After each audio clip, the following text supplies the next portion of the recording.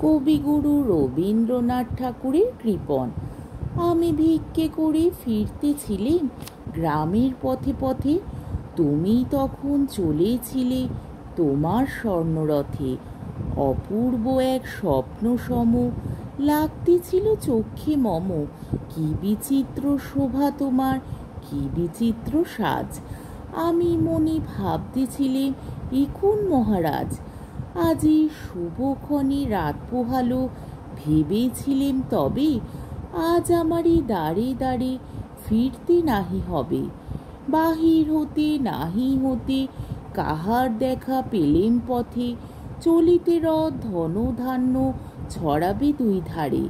মুঠা মুঠা কুড়িয়ে নেব, নেব ভারে ভারে।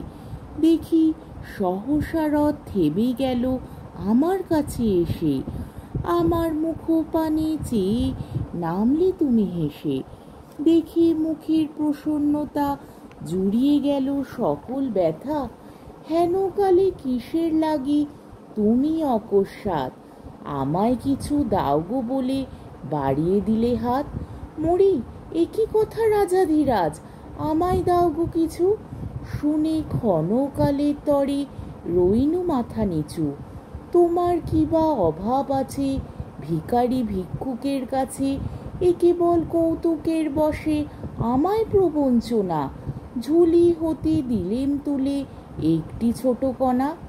যবে পাত্রখানি ঘরে এনে উজাড় করি, একি ভিক্ষা মাঝে একটি ছোট সোনার কণা দেখি।